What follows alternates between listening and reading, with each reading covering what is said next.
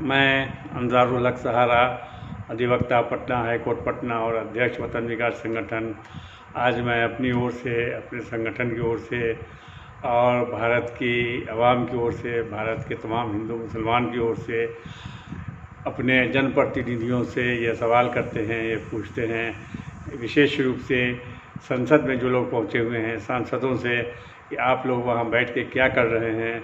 भारत इतने कष्ट के दौर से गुज़र रहा है और विशेष रूप से भारत की जो मुस्लिम आवाम है उसे हर तरह से प्रताड़ित किया जा रहा है, उस पर जुल्म किया जा रहा है, उस पर हर तरह से परेशान किया जा रहा है।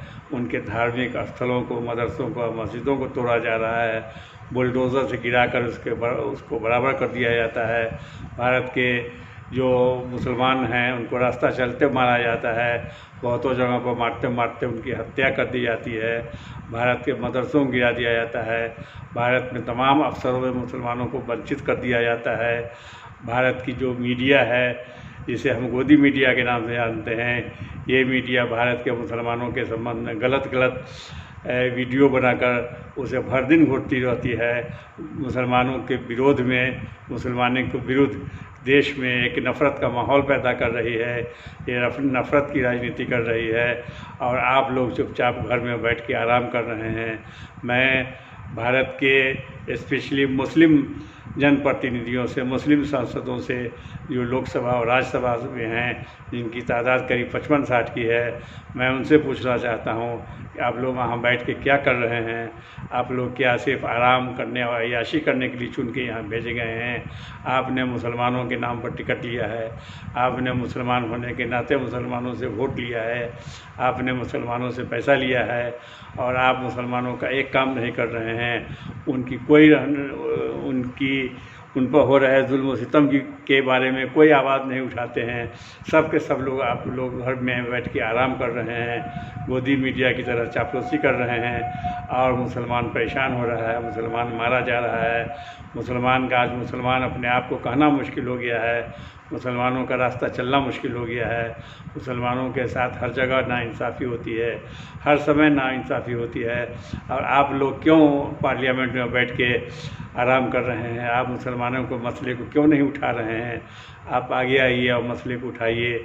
आप भारत के प्रधानमंत्री श्री नरेंद्र भाई मोदी के पास जाइए, वो चाहे किसी भी विचारधारा के प्रधानमंत्री हों, आप उनसे कहिए कि साहब आप भारत के प्रधानमंत्री हैं, आप सबके लिए वज़ीर आज़म हैं, आप मुसलमानों को सुरक्षा प्रदान कीजिए और मुट्ठी भर लोग जो भारत के मुसलमानों को तंग किए हुए हैं उन पर वो शिकंजा कसें और उन पर वो सख्ती करें ताकि वो आइंदा से मुसलमानों को तंग करना छोड़ दें, मुसलमानों को प्रताड़ित करना छोड़ दें।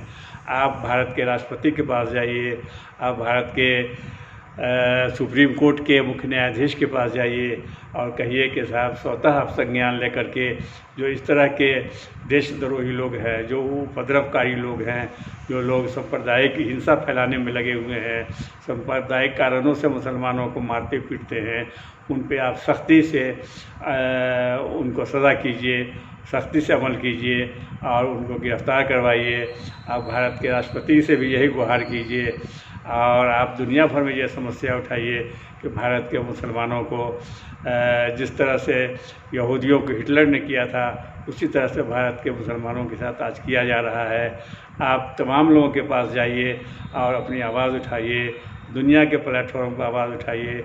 यहाँ भारत में जितने भी देश के एम्बेसडर हैं उनको भी आप कहिए भारत के मुसलमानों को हो रहे जुल्म ज़्यादती का वो संज्ञान लें और वो मुसलमानों को सुरक्षा प्रदान करें।